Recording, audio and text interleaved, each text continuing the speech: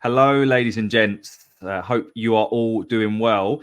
Just before we go into this episode, the second episode of the Millwall Roundtable, just wanted to mention a couple of points. So the first one is we've just reached over 10,000 views of the shows that have gone out on Chat with Chaps, which is just absolutely mind-blowing. So a massive thank you to each and every single one of you that has listened to any of the content so far. So a massive thank you. Second of all, the Millwall Roundtable is a show where almost anyone can come on to a degree and talk a bit about their opinion on Millwall. And that's the whole concept of it. We're trying to promote, trying to get as many Millwall fans involved as possible. So if you're a friend of the show and you want to come on, by all means, do drop me a line. And then the last point, and probably the most important one, speaking of friends of the show, Big E, a very big character, really good friend of the show. We just want to wish you all the very best in your recovery, mate. We're thinking of you here and hope you're doing well and hope this puts a little smile on your face. Yeah, look forward to seeing you back at the den, Big E, mate, and keep going, be strong, and look forward to having a beer with you when we see you. All the best, mate. All the best. There's not many stronger. And without further ado, we'll get right into the show. Hello, ladies and gents, and welcome to the next instalment of a new series in the Chat with Chaps podcast called The Roundtable, where we bring on guests, Millwall fans, to come and talk about their opinions on all of the hot topics going on in and around the den at the moment. And today I'm joined by two friends, one familiar face that I'm sure many of you will know, and one brand new one. I can't wait to start talking to both of them. So without further ado, let's get straight into the introductions. Let's start with yourself. Good friend of mine, Mr. Joe Zampa. How you doing, mate? I'm very good, Chris. I'm good. How are you doing, mate? A bit early for us to do the record. As you can probably tell from the daylight there.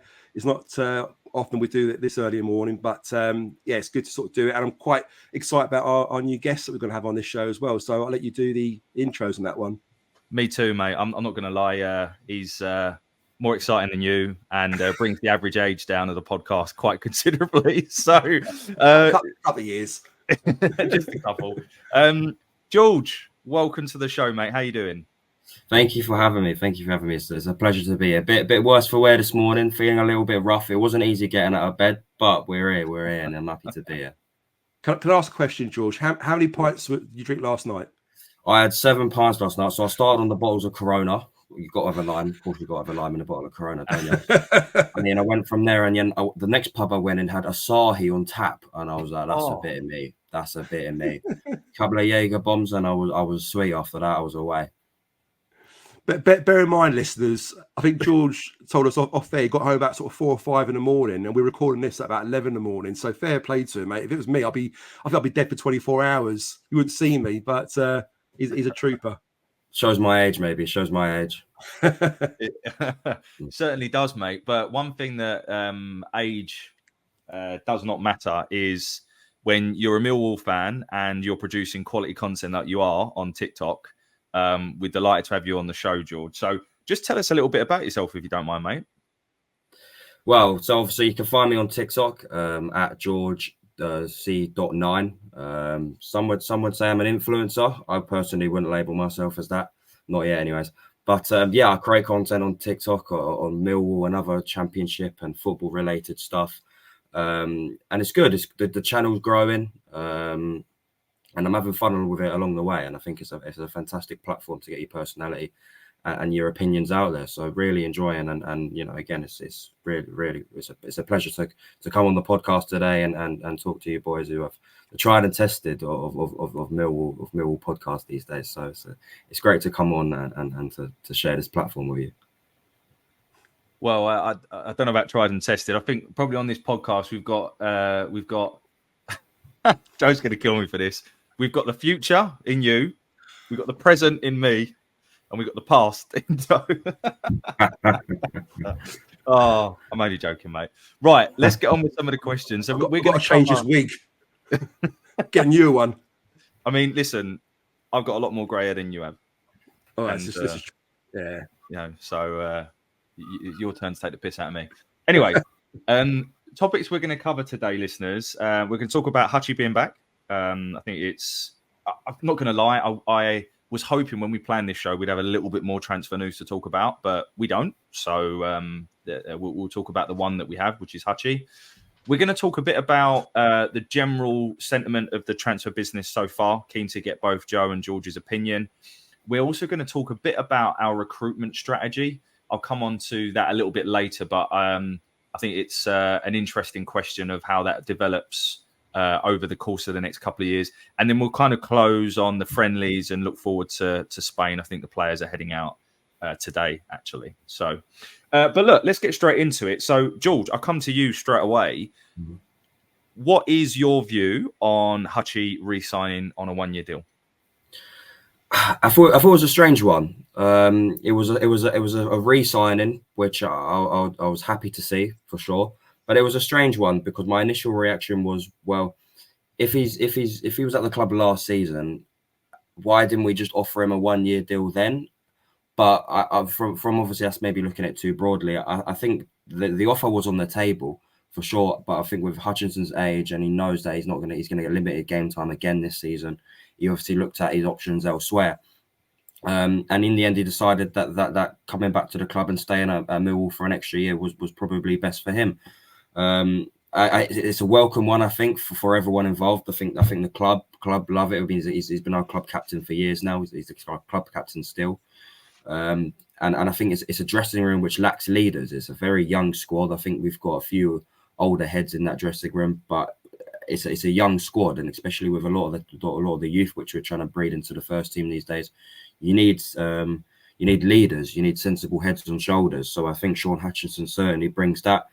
Of course, he won't. We know full well we won't be playing as much next season. We know that he didn't play much at all last season, which means his minutes are going to be even more limited this season.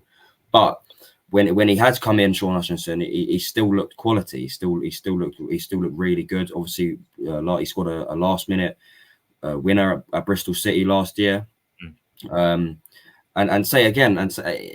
think most importantly from a fan's point of view, looking at it from a fan's point of view now, is that we never actually got to say goodbye. He never got the send-off he deserved, other than a post on Twitter. And I think Shaun Hutchinson's a player who's been at the club a very long time. He's been club captain. He's been a fantastic servant. He deserves a good send-off. Great. And thankfully now he's got that extra year at the club, and we can give him an even better send-off come this time next year. I couldn't agree more. But before I give my perspective, Joe, what's your view? A bit like George. I'm happy he's back. I mean, firstly and foremostly, we know that it wasn't his intention to leave. I mean, you and I, Chris, we did the end of season awards together on the table, and we had Hutch on our table. And he was great, wasn't he? I mean, he was very transparent, very open with us. And we were trying our best to get the answers out of him about his contract. You know, are you going to be here next season? And he's been very sort of diplomatic with his answers. But what you can sense from him was he desperately wanted to be here this season, to the point that I think there was one moment when Neil Harris walking behind him saying hello to a table behind us. And he was sort of telling us sort of like keep quiet. He didn't want to spill the beans too much in front of Neil Harris and him sort of cotton on. But you got the impression that basically it was about a contract. It was about make sure that both parties were happy with it. And I can only imagine what Millwall offered probably wasn't quite what Hutchie wanted. Hence the reason why he initially sort of maybe turned it down, explored other opportunities like George just said. And maybe once he sort of sat down and he had all his offers on the table, he realised actually what he wanted. Whether he went back to the negotiation table with Millwall again and asked sort of like if they can meet him in the middle, who knows? But whatever's happened, both parties are happy now, and I'm glad to see Hutch back. Will he play much this season? I doubt it. You know, I think he'll be used as a bit of a squad stroke backup player, and it's very, very similar to when Alex Pearce had that 1-year extension with us.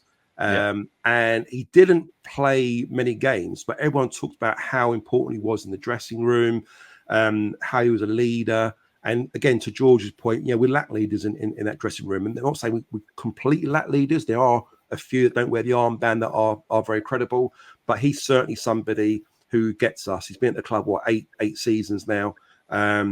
He's very much an integral part of that changing room. And I'm just glad for all reasons, all purposes, that he's going to be there for another season. And hopefully it will be a positive one and he'll play a big part in that. Gents, I agree entirely with your assessments. I think for me, it is a positive move. I can understand why certain sections of the fan base look at it and go, oh, we couldn't sign another centre-back, so we just went back to him. I don't look at it like that. I look at it through the same lens that you do. I think, in a time where we have a lot of inconsistency with, changes at the very top of the club, obviously the tragic passing of Matty Sarkic, I think leadership and consistency is important at a time like this. It was clear to see that Neil Harris, just for his article, he said something along the lines as he didn't want to give it closure because he clearly didn't want him to go, right? And I do wonder whether the change of recruitment lead played a part in that. But he is a fantastic character, and I think it just suits all parties. He openly said to us, and I'm sure he doesn't mind us sharing because he was quite open about it, that he's done when he retires. He doesn't want to be a coach or a manager. He's done, right? So another year, what he's used to probably suits him, suits the club. The only thing I would say, he probably will start the first couple of games because Tanganga is suspended. Let's hope he's not injured. So I think that is an interesting one, whether we need to add something else to it. But yeah, overall, I think it's a good bit of business. Even little things, Joe, if you remember, I don't know if you were there at this point at the end of season awards, but one of the players came over with a set of car keys and he went up to Hutch and went, whose car keys are these? I've just found them. And straight away he was like, it's this player. And little things like that where he just knows the dressing room, like everyone goes to him. He's the focal point. People underestimate how important things like that are. So for me, as long as he's been brought back to play that role and to play 10, 15 games, I'm delighted. But then I guess my next question, and I'll come to you, Joe, is based on Kamal Grant also going on loan to Bromley, which I think is a good move for him. The fact that Chinakoli, he played yesterday. Does that mean he's not travelling with the squad? I don't know. But do you think we need another centre-back and base that on the assumption that Harding does move on? Yeah, I mean, firstly, I think as much as I love Harding and I really hope that he proves me wrong, I don't know whether he's the player we need if we're going to be challenging for a playoff place this season. Don't get me wrong. I think when your back's against the wall and you're having to defend for your lives, I can't see why Harding can't do a job for us. I like him as a person. We got to meet him, and he's really a very really humble, very, very lovely, and you can see why the dressing room really like him as well. So you got him as an option. You got Murray Wallace as an option. Cameron Grant has obviously gone back to Bromley, and I think that's the right move for him. As much as I think he's a unit and he's one for the future, definitely a promising youngster. You just saw glimpses of that inexperience creep in against Gillingham where he made a couple of mistakes, and you were there at the game, weren't you? Yeah. And you just imagine he'll probably get destroyed in the Championship, especially with higher caliber strikers. So another season for Bromley will do him well of good. So yeah, I mean, we've got Tanganga, obviously in Cooper, which would be our preferred partnership. We've got Hutch as a backup. We've got Harding as a backup. And we've got Murray Wallace as a backup. So we've got 3 backup options there. Are those 3 backup options good enough for us to sustain a promotion push? I mean, you've got to take Hutch on because obviously he's there for a reason. Murray, I've got the jury's out in the middle of it at the moment. He seems like he's on a bit of a downtrend at the moment. And a Coley again, is it too soon for him? So I think one more experienced defender coming in would make a huge difference for us. But look, if we concentrate a bit more on attacking areas now and don't bring any more centre-backs or defenders, just having Tanganga on a perm with Cooper, and we know how consistently good they can be together, we might be all right. But, we've got to make sure we add in the areas we need to strengthen at the moment. I don't know whether that's the area that's going to be our priority, because I think with Tanganga, I think we're right at the moment. Yeah, I agree. And I also think it depends if Harding and Muzza are still at the club. I wouldn't be surprised if one of them moved on. If we want to increase the overall quality of the depth of the squad, maybe we haven't brought any loans in yet. Maybe there's like a young centre back from a Premier League club that, like a Cresswell or something that wouldn't necessarily start because you've got Tanganga and Cooper, but would be like really pushing them as well. So maybe there's that the club will look to do later on. But Joe touched on the priorities. What would your kind of, if you could have had an extra body on the plane to Spain at Rome, who would it be? What's that number one priority for you? I think we need strengthening all over the pitch, to be honest with you, because I don't think we've got depth. I still think we need a goalkeeper, and I think we need a potential left back. Definitely a centre half if one of, say, Harding leaves or Okoli goes on loan. However, if I'm going to pinpoint one, I really think we need a winger. And I think if you look at over the summer, I think we lost Longman. He was on loan, and it looks like we're not gonna get Longman back now. It looks like he's going to stay at Hull. We had Norton Cuffy, who did a job out there wide as well. However, I think what we lacked last season was a pacey winger, a tricky winger who can get to the byline, who can get crosses in. And although we have options out wide, certainly we've got Romain Eze out there, who's obviously extremely young. He can obviously play in that number 10 as well, which I think he's more suited to. But he's young. He is still young. He's still raw. Same as Amaku as well. I think he's had a really good pre-season so far. And then you've got Duncan Watmore, who I personally think's much better off the bench than he is starting. So I think we need a winger who's not afraid to take his man on, who's quick, who's skillful, he can get to the byline and he can get crosses in. For the strikers like Langstaff and Bradshaw, who feed off those one-touch finishes, crosses into the box. They're poachers. They feed off service in and around the box. So I think we need a winger as well as strengthening in other positions, because I don't think our depth is particularly good. I don't think so. George, I agree, because another thing as well is, and I said this on another show, I can't remember which one, but if you just look at just total bodies in the building, we're actually no better off than last season. If anything, we're down, because Longman and Norton Cuffy were here. They've not been replaced so far. Langstaff is a replacement. They're not the same, but for Obafemi, Jensen was Sarkic's replacement. Tanganga was here. Hutch was here. So actually, just to stay still, we need to do more business. So this kind of brings me on to my next question, which is, I don't want to be negative. I think the business we've done so far is very good, and the club should be commended for that. And the fees that we pay to get these boys over the line, I think it's brilliant. But at the moment, based on where we sit here today on the 21st of July, I would have hoped for more, if I'm being really honest. And I do think there's a lot more to do. So how would you both assess, the business so far, and where you would have hoped to have been at this stage of the summer going to Spain? Because that's key. This was certainly a line in the sand, right? Because you wanted all the players to be going to Spain, and we are where we are. So, George, I'll come back to you again on that one. What's your view on, I guess, your take on the business so far and where we're at? Well, I do agree. I would have liked us to make more signings at this point. I think Neil Harris certainly would have liked of us to have a couple more new faces through the door before we went out to Spain. But saying that, I think our business has been good so far. I think we've made smart business. I think we've looked at the squad and listen, as a whole, like I said, I think we lack depth. But there's key positions in that starting 11 which I think need strengthening. And I think he's looked at it and he's gone, right, well, we need a centre-back, so we'll go out and get Tanganga back again, which was probably our priority so far. I think they spent so long trying to get Tanganga back.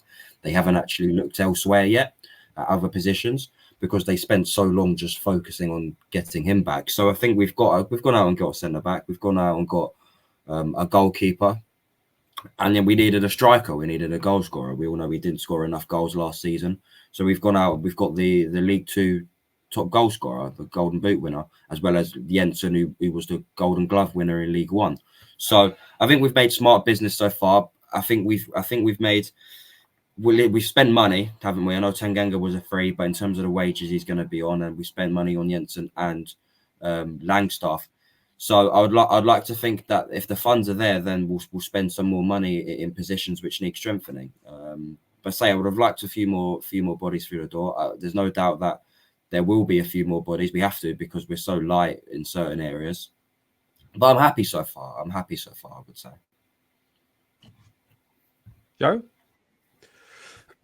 Yeah, I mean, a bit like George. Really, I'm very happy with those signings. For me, the number one sign, which I'm so happy with, probably like the most happiest I've ever been with Mill sign, is Tanganga, because it's just so unlike Millwall. With respect, George, I mean, you're 20, 21, so I'm a few years older than you, and I've suffered. I've just a few, and I've suffered over the years. George, like the transfers into Millwall have always been, pretty crap. We've been lucky on a few occasions, but we never really kind of pushed out. Never really punched above our weight. We've never gone out there to secure the services of a top caliber player in Tanganga. And you mentioned there about, Langstaff being Golden Boot winner in League Two, Jensen being Golden Glove in League One, which is fantastic. But when you're looking above, I would personally think that Tanganga is the best centre back outside the Premiership. And there's lots of good Championship centre backs, but for me, I think he just possesses all the qualities and all everything we need. And to get him, it's a 10 out of 10.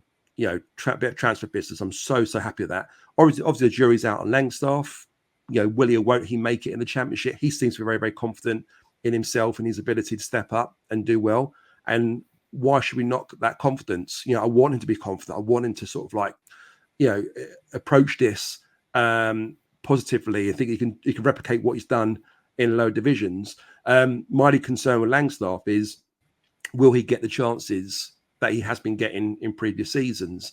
And to your point there, George, we do need some attacking wingers. We need players that are going to create and give these opportunities to Langstaff and Bradshaw, wherever it is that's playing, to score these goals. But at the moment, I can't see with this team how we're going to create a style of football that's going to get the best out of Langstaff and create opportunities for him to score goals. So that's my only concern is, we still got a way to go, and the transfer window doesn't end for some time. But we definitely need some wingers, definitely some attacking threat to create those chances. And my biggest concern at the moment is that it's probably in the wide areas. Joe, you touched on two things there that I want to sort of move forward with. The first one, just to sort of cover, is George may know some of these names I'm about to reel off, but he may not. I don't know. But there are so many times we have signed a player on loan and they've done really well for us, and then they've gone elsewhere. I honestly can't remember the last time we actually went and signed them permanently. So I'm going to name some names. First one's off the top of my head. Darren Huckabee was the first one I remember. He didn't sign for us. We had Jason Punchin, didn't sign for us. Chris Wood didn't sign for us. There's just three examples. Dan Ballard, Charlie Cresswell, like Harry Kane. Well, yeah. What happened to him? Yeah, I don't know. What a He's loser. playing for some German team, I think. Was he? Oh, okay. But the point is, they were all players that then went on to sign for other clubs in and around our level, right? They weren't hugely beyond our means. And with Tanganga, we went out there and got him, right? And I think that's something, you touched on that, so I really wanted to bring that up. But the other point, and I want to this takes me into kind of the next sort of series of questions, is you touched on around playing style and how you can sign a player that's used to scoring 20, 30 goals a season. But ultimately, if you don't create chances, he ain't going to score nothing, right? Now, in terms of the recruitment strategy for this summer, what do we think the club is actually trying to solve for? Because we can all sit here and go, oh, we should go after that player and we should go after that player. But in reality, it all has to come from a strategy, right? Which is derived from, I suppose now, Gallen. Yeah. So, for example, I would have imagined one of the objectives was to reduce the average age of the squad, right? That would have been one of them. The second one would probably, the squad is very much there it's a Gary Rowett system, right? So we didn't have wingers really. George touched on it earlier. you could argue that none of SA, Watmore and Amaku are natural wingers, really. You could argue that. So we didn't have wingers. So I would imagine that is another objective. But I'm really curious to hear your perspectives on what you think some of the other objectives may have been, you know, and how that may then transpire into the type of players we bring in. And I'll come back to you, Joe, on that to start with. I mean, like you said there earlier, I think the formation under Rowett was one that was created a back five. He wasn't necessarily bothered or interested in bringing wingers in. So, yeah, you got George Honeyman had done a job for us there in the past under Harris. Adam Mayer, I think, would have been a good bit of business bringing him in before last season, because I think this season would have been a season where he certainly got more games. And I think under Harris, I think he would have given them opportunity to at least play. But of course, he's injured now. He's going to be out for some time. I think it seems like there's a bit of a mixture at the moment with the transfer policy. It sounds like they're looking lower in the divisions, which is good. They're realizing, for them to compete with, other championship teams, and especially the teams that come down with parachute payments, it's going to be very hard to sort of buy premiership players or even decent championship players. So you've got to take a bit of a gamble and look at the lower leagues. But again, we mentioned earlier, to sort of get the top goal scorer in League Two and to get the best goalkeeper in League One, that's pretty decent bit of business there. Will we look to go abroad again? We've done that a couple of times in the past with Fleming, with Casper Denor, Vogshammer, and Did you see we were linked with this morning, Joe? Was it someone from an Asian sort of league? Was it South Korea? Yeah, South Korea. So again, you know what?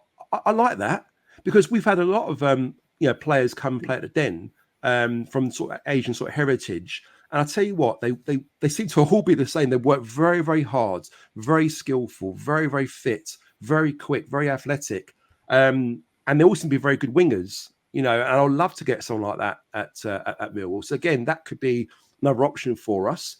I would imagine securing a service to someone like that ain't going to break the bank balance. We're not going to be spending millions of pounds trying to bring players in. You tend to get them on a decent, transfer for a fee. So the fact we're exploring all possibilities, looking at all different ways of doing it, I think it's good. Hopefully we'll bring a couple more players in, because we certainly need, again, strengthening those areas, especially in the attacking third. Yeah, and George, you can sort of build on that a little bit. And also, is there anyone that you think, or that you've seen play? I know you've got really good, awareness of the Championship. Is there anyone in particular that you would have your eye on to bring in that is probably within our means to go after them? Well, I will say, going back to what Joe was saying, it's obviously been a mixture so far in terms of the players we've brought in. It's very hard to pinpoint a certain strategy of what we've gone for. Listen, the club will have, or the recruitment team will have a list. They'll have a spreadsheet of a set of players from numerous leagues in England and abroad, of players which they think sort of fit the mould of players which we need in certain positions. And they'll be looking through them, and they obviously did that with Jensen. They've obviously gone, listen, can he play with his feet? Is he tall? Is he good? Is he commanding? They've gone with Langstaff. What's his goal scoring record like? How many goals does he get in the box? How many doesn't? What's his link-up play like? Etc. So they'll have a list. The recruitment team will have a list of players which will, and I think recently, like we touched on already, I think players we're getting abroad is probably the way to go. If you look at a lot of clubs around us, they're bringing in players from abroad. And they turn out to be really well. I mean, a lot of the players in the Championship these days, if you think of players of the season or players which are in that team of the season, a lot of them are actually foreign. A lot of them aren't English, which shows that going abroad and looking at the transfers market abroad works. And we've done it already. We've signed Fleming, which works out really well. I think Casper Denor is a very good addition for our football club. And so again, going back to your question, sorry, going back to who I think we need. I really like Alfie Gilchrist at Chelsea. I think he's a young centre half who went in at Chelsea towards the back end of the season and did really well. He looks like he's a sensible, mature head on young shoulders. I'd say I don't know about the rest of you boys, but I'd say I'm sure they'll be looking at players we need in certain positions, especially within the same league as us, definitely. Joe? Sorry, mate. Just want to add to that point. Just in mainly the areas that we need strengthening. For me, like when you look at our strongest 11 on paper at the moment, who's available, you like to think that we've got Cooper and Tanganga, which is going to be our back two. Yeah, I think Leonard's a bit of a no-brainer right back. He's player of the season for us. I think Casper is a dead cert in the middle. Who partners him? Will it be Saville? Will it be Mitchell when he's fit? Will it be Honeyman? I mean, there's talk about Honeyman moving back into centre midfield again. He has done quite a bit in pre-season. So there's an area there which is a concern. Saville looks really good in pre-season. It sounds like, I think a lot of people mentioned towards the end of last season, has his legs gone a little bit? Is he slowed down a little bit? But I think that break in the summer's done a world of good. He seems to be really energised. He seems to be really fit. He looks sharp. I mean, the goal he scored against, I think, was it Charlton or Reading? I think it's Charlton, wasn't it? In that pre-season friendly. Okay, it's only a friendly, but he just looked sharp. The way he was bombing forward, the way he finished that left foot into the top corner, looked really good. Obviously, you've got Langstaff, which you like to think he's going to start. Fleming, again, he's going to play with being a 10 or up front. The concern, again, is on that right side. I love it if SA can do a job there. I just don't see him naturally doing that job well, but he's still young. He can still mold in that position. But I think a bit like George, I see him more as a 10. And I think the difficult thing there is I think where SA's young, I think he sees himself as a 10 as well. And it's very, very hard for a young player who needs to play with confidence, that needs to feel that he's playing a position that he's going to thrive, to then ask him to do a job in a different position where he's not as comfortable. Now, I'm not saying that he can't do a job there, but you can see whenever he moves into the 10, he just seems to sort of up a gear in his play. My biggest concern is that left side. I think Joe Bryan on his day could be great as left back. I'm concerned about his defensive capabilities and whether he's going to stay fit. And again, on that left side, Amaku looked really good in pre-season, but I don't know whether he's going to be consistently good in that position for us and do what we need him to do, but only time will tell. And I do think we're crying out for a target man. That was the point I'm trying to make here, really. I know it's sort of going in the houses a little bit, but I'm trying to build up from the back to the front. I still think we need a target man. Over the years, Millwall, we've had decent target men. You can look back through our rotor of players we've had, and we've all been successful when we had target men. We haven't had a decent target man for quite some time now. I think the last target man we might have had was Matt Smith. And to be fair to Matt, as good as he was in the air, he didn't really do a lot more for us as an overall player, as in sort of running the channels or getting behind defenders. But we need someone like that that's going to make a difference. So that would be my priority as well, is trying to find a target man that can give us some aerial strength, whether it be in set pieces or just holding the ball up for us. But we definitely need someone like that. I think that's what we're lacking at the moment. Agree, Joe, and I think this is where I'm back to my point on my assessment of the recruitment so far. I can't give it a resounding, yes, because you've just highlighted between you 4 or 5 areas we still need to strengthen, and we haven't mentioned the goalkeeper. We need another goalkeeper for sure. So, if you look at that and you say, right, we need another goalkeeper, we need ideally probably another centre back. Cover for left back, that could be Adon Malachi, possibly, or Muzz, but ideally, I think you would have someone else. With Billy Mitchell out at the start of the season and only having Denor and Sav, I think you need more cover there. You need 1 or 2 wingers, and then you need a front man. So you've got like 5, 6 areas that you still need to do business on, which is what I was getting at. And I think one of the other things I just wanted to run past you was, is it priority number 1? No. But should it be a priority for the next 2 transfer windows? Yes. And I want to run this past you, and that is a long-term replacement for George Saville. So, love Sav, my favourite player at the club currently. Genuinely, he's such a nice bloke, gives everything for the shirt. You know what you're going to get for him every single week. Should he still be in the team at the minute? From what I've seen, yes. But he is getting older, And as part of our strategy, we need to bring someone in that can be the new Sav for the next 2-3 years to complement Denor. Because in a Championship Neil Harris team, we ask a lot of our central midfielders, and I think we need to make sure we've got someone that fits that mould. George, do you agree with that? Do you think that longer term we need to be looking at a replacement for Sav? Yeah, I do agree. I really rate George Saville. I said after the Gillingham game, I thought he was outstanding in the one half he did play. And say yes, he is getting on in his early 30s now, and the club obviously have this strategy where once they get into their early 30s, they always offer him a 1-year deal sort of on the side. So he's going to have another year maybe at the football club after this season, which I would love, because I think he's a great player and I think he's a leader in the dressing room as well. But certainly, I think we need to replace him. If you look at the centre midfielder options we've got, I think Billy Mitchell is he loves the football club. He's a Millwall fan, and he puts his heart out every single week. But I still feel Bill's a little bit lightweight. No disrespect to him, I think he's a little bit lightweight, and you've got Denor in there as well, who I think's technically out of all of them, I think he's the best. And then you've got Saville, who's sort of just a bit of both. I don't think he's technically as good as Denor, and I don't think he runs about as much as Billy Mitchell. But he's in the middle. He's a leader. He's the voice in that middle of the park. You can always see him. You can always hear him sometimes shouting.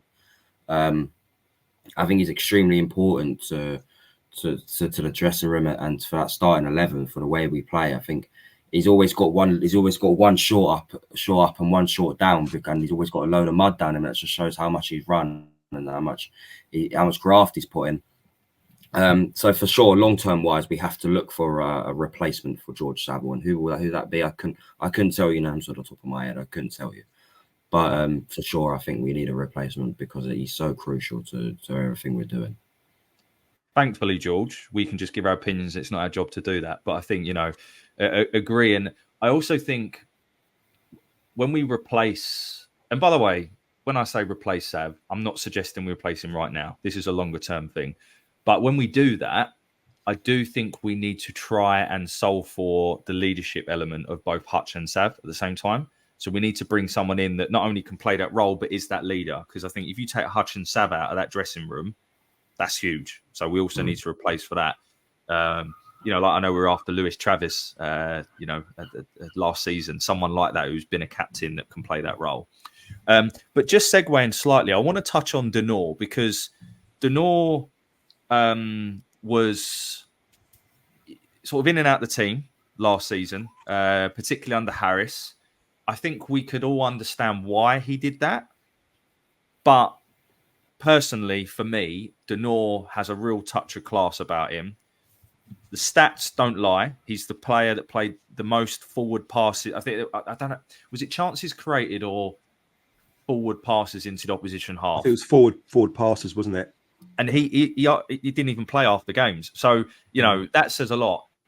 I'm going to go out on a whim and say a bold statement here that we do need to build our midfield around Denor. Mm-hmm. Joe, what's your feeling on that? And any final thoughts on Mr. Saville?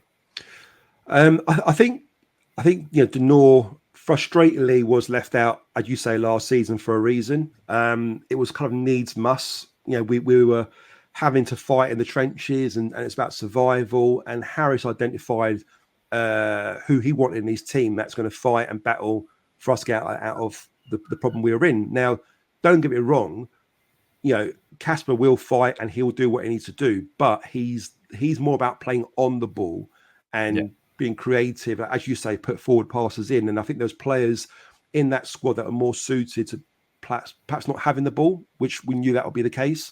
And that's why we wanted players in there that are going to defend, work hard, and grind out results, which we did. And that was the reason why we stayed up.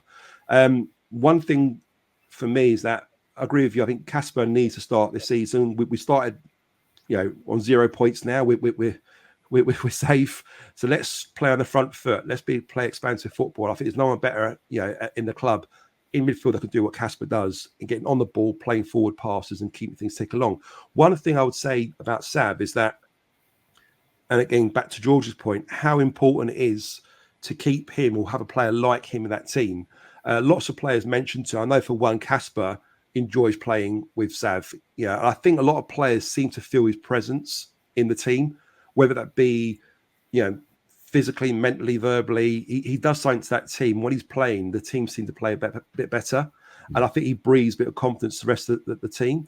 You need someone like him who is going to sort of like put a foot in when he needs to, go head to head with an opposition player and tell him who's who in times when things are tough, And I mean, if we can get another season out of him, whether it be a bit part where we play now and again, I don't know how fit he'll be for this season, but he's going to be quite important for us this season if we keep him fit and keep him energized. Otherwise, I think we do need to replace him with someone with a better quality who could play consistently for 46 games. Because, as George said, Mitchell's good, but perhaps a little bit lightweight in certain areas. But he's still young, he's still developing, still getting better. Can Honeyman be that player? Can he sort of do the job in midfield? Probably can. I mean, he's got a tackle in him, he's got lots of energy. Yeah, could him and Casper do a job in the middle of the park? Yeah, only time will tell. But I just think that what Sav brings to this team is more than just playing on the ball. I think he does a lot for the whole team, and mentally, I think he's a big part of what we do. Yeah, he's a huge character above all, and this is what I mean. I think sometimes as fans we can look at people's contributions on the pitch, like Hutch, and be like, oh well, he only played 12 games last season, But you've got to look beyond that. It really isn't as black and white, is it? And can I just say as well how good he is on the younger players? Again, just using the annual awards as a bit of an example of this. I mean, the youngsters, there was there was a essay. You had Imaku and you had Broughton and Cuffy. Yeah, and they're all getting on quite well, and they're all sort of chilled out, and none of them were drinking, by the way. At one point, I remember someone asking Essay, "Did you have a drink?" And he's like, "No, I didn't have a drink." Like, he took really offence to it when all the rest of the Millwall team were drinking that at the time, and they were winding him up. But you can see how dedicated these youngsters were. And Sav was like watching them and said to him, "You've been drinking?" And he's like, No. And Imaka was winding, Essie up, saying, "Yeah, he's had a bit of a drink. It's fine." And he's like, "No, I didn't." But Sav was watching the youngsters, and even though Sav was having a good time, and a few of the other older boys were having a good time in that room, you can see that every now and again Sav was checking on the youngsters, seeing what they're doing, what they're up to, and just having someone with experience. You can see that he's also a lead, doesn't he? An armband on his arm. He just made. You can see what he does to that dressing room and how the youngsters really respect him, look up to him as well. And I do think with Sav, the fans see it because he's been in the top 3 the last 2 years for player of the season, right? Personally, I think he should have definitely won. Not last season, but the season before. But anyway, so I think people see it with Sav, but it's so vital for the camaraderie. Just to plug the Stevie Morrison interview that went out, he was talking about just how important things like that are. Just dressing romantics, having fun, and the Thursday clubs, all stuff like that is really, really important. Before we go on to the sort of the final section of the show, I just wanted to take this opportunity to say, if you're listening to this, please do like, share, subscribe, and all that kind of good stuff. We're currently at around 631 subscribers, I believe. The golden target is 1,000. Again, the 1,000 is purely so that we can start to make money. You can't basically through YouTube, you don't make money any other way than through adverts, and you can't put adverts on until you have 1,000 subscribers. And again, every penny we do make will be going to Cancer Research UK. So if nothing else, if you haven't enjoyed the show, do subscribe still, because you know that you're doing it for a good cause. So please take a second to do that. But gents, I think it's a nice way to sort of round up this show by talking about Spain and the friendlies, and what's still to come. So yeah, I'm gutted personally that I can't travel out to Spain. Work commitments mean I'm not able to do that. But George, how important is it for the players to go out to Spain, and Obviously, there's all of the conditioning work that they'll do, but how important is it to go out to Spain, and also for some of the youngsters to be integrated into the group? We've seen some really good stuff from Alfie Massey so far. Like, he's just an example, but yeah, would love to hear your view on that. Yeah, I think it's really important that the players go out there and they do some warm weather training. I mean, I wouldn't say it's warm in the UK, but it's all right. The weather's all right. But Spain's a different level, isn't it, out there in Alicante? So I think it's important that they get some warm weather training in them, and by doing that, by having that camp for however long it is, I think it's about 5 to 6 days, maybe 7 days, maybe. Obviously gives a great chance to integrate the youngsters. They're all out there, they're all in one camp, they're all staying in one hotel.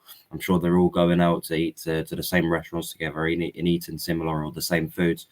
And just by doing that, it helps build relationships. So you've got the likes of Alfie Massey, who I thought did really well. Who else? Carl Smith, Shamal Lawson. All these players can get integrated around the likes of George Saville, Shaun Hutchinson, Jake Cooper. And then their personalities can grow and their confidences can grow. And then once the confidence grows off the pitch, I think you'll then see better players on the pitch. So then I think it's really important that these camps every pre-season once a year happen. And obviously, of course, fitness-wise on the pitch, you're playing games and you're training in much hotter conditions than you would in England. And obviously better facilities, etc. So I think it's really good. I also think it's a huge positive that fans are finally allowed to go out abroad, finally get to watch their team. Because I'm young, but this has never actually happened in my lifetime, really. I don't know if you can remember the last time this ever happened, where the fans got to go out and see the team play abroad in pre-season. It's certainly never happened. It's certainly never happened. All the games abroad have always been behind closed doors. They've been live streamed at most. So I think it's brilliant the fact that fans are finally allowed to go out there. I believe there's about 400, maybe closer to 500 fans going out there. Unfortunately, I won't be one. Same with Chris. I've got work commitments, which is gutting because I would have loved to go out there. But I think it's brilliant, and obviously I'm not sure how it works in terms of the revenue, but I'm sure the club are earning a little bit more off the fans going out there and supporting the team.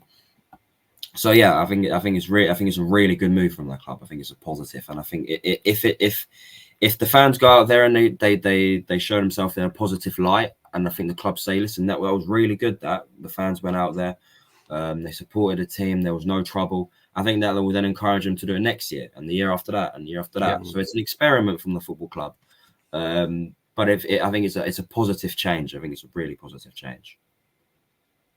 Spot on, Joe. Absolutely nailed it. I think there's so many good points you raised there, from the integration of the young lads to, it just being good for the fans. I'm personally gutted. I can't go. Echo your thoughts there, George. Joe, are you going?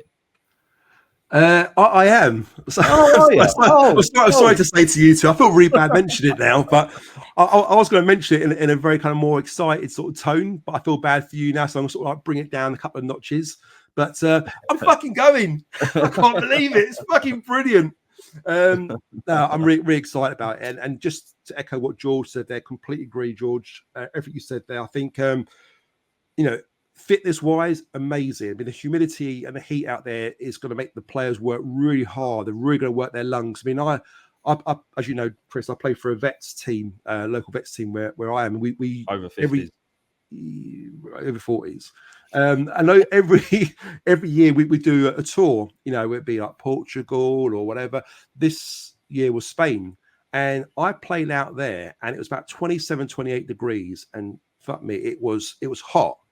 I mean, there's talk about it being 40 at the moment in Alicante. But the fixtures, I think the Forest game on Tuesdays in the evening and the one against Murcia, I think it's on a Friday morning. So you're hoping it ain't going to be as hot. But you're looking at 30 plus easily still, So what it's going to do for the fitness levels of these boys is going to be superb. It's going to be really helpful. So when they come back to England again and finish off the pre-season, they're going to be fit, and we haven't had that for a good few years now. So we've always seemed to sort of start quite slowly as well. You look at the way we start, our games, we always look a little bit unfit. We need a few weeks before we kind of get into the feel of it. And I'm expecting us to kind of fly out the traps quite fast when pre-season comes, as long as we stay fit and don't get injured, of course. So that is a massive thing for us. I'm really pleased the club have done that, and of course let the fans go and watch them, which I'm so excited about. It just adds to it all. I'm really sort of happy. The youngsters, just mentions there about Alfie Massey. I mean, how great does he look? I mean, he was only playing for under 18s, I think, last season, and now he's breaking to the under 21s. I mean, Jesus Christ, watching the way he's been playing, I can't see how he could be playing in the first team, let alone the under 21s. I think he could bypass that. But we look at other players that come through. So signed a new contract, hasn't he, as well, which is good. A lot of the lads that George mentioned have as well, which is fantastic. Yeah, exactly. And you look at a few of the players that have been let go, like Abdul Malik and a couple of others. I mean, these players were kind of like touching 21 years of age, and you like to think, well, if they can't make it into the first team by that age, then they're sadly not good enough. And they're good players, but probably not where they need to be for the championship. So you look at the youngsters like, Chilokoli, Tom Leahy, Massey. I don't know if I'm missing anyone else out, George, but Shamar Lawson, who I think is absolute quality.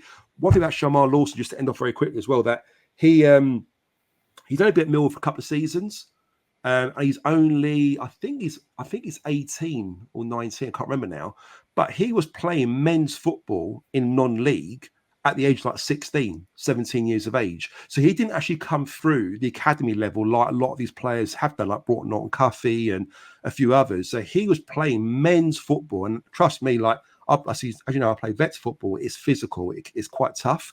And to be 16, 17 years of age playing against 28, 30, 32-year-old men who are physically strong and to compete with them, he had done really well. He got spotted and brought into the Millwall youth system.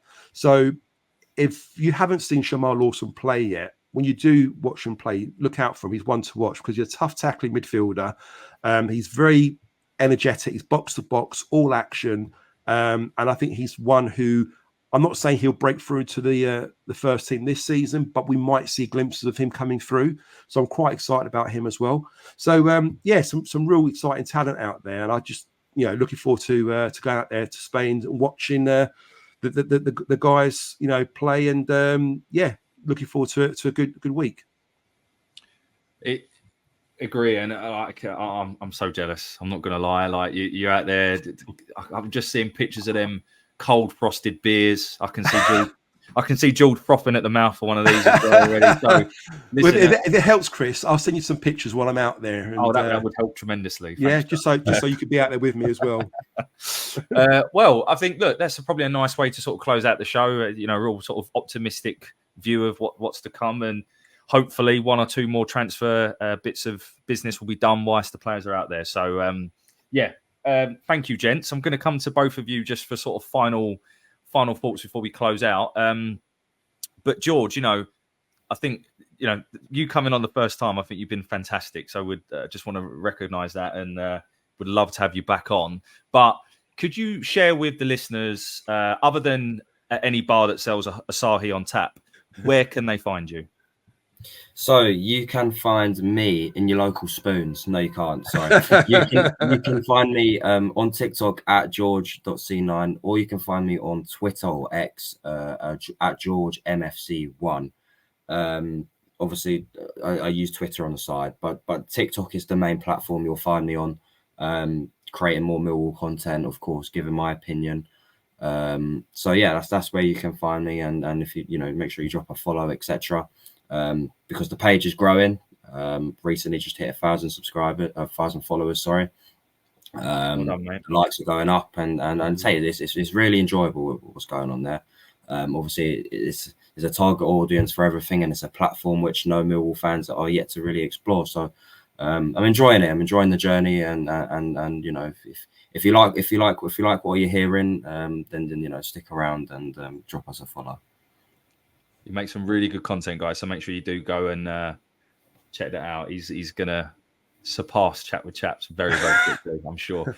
And then Joe, mate, just thank you for coming on. Bet you're absolutely buzzing to get out to Spain. But any final thoughts from you, mate? I am, just to echo what you said. Thanks, George, for coming on. you speak really well, and you definitely got the old adage, an old head on young shoulders. You speak sense.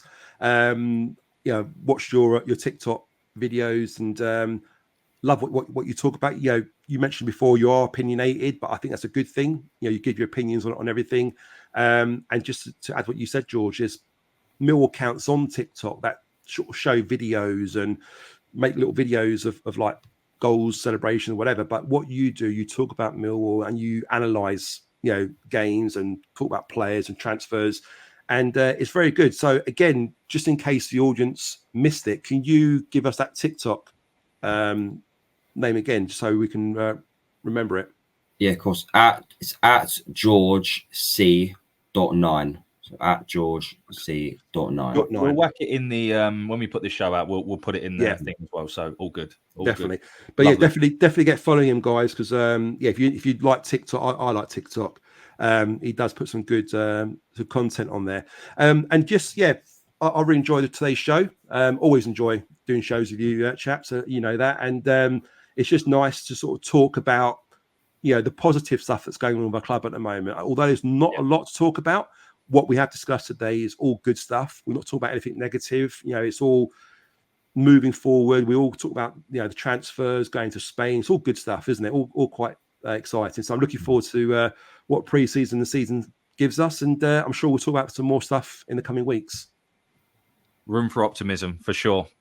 Great stuff, gents. Well, thank you. We'll close out there. Thank you very much, listeners, for giving us an hour of your time today, wherever you are. And make sure you subscribe, guys. I'm going to keep adding on to that as well. You've got to do it. You've got to help this channel out, guys, because like I said, if you help the channel, we can monetize some things. We can put some more money into charity, and that's the aim.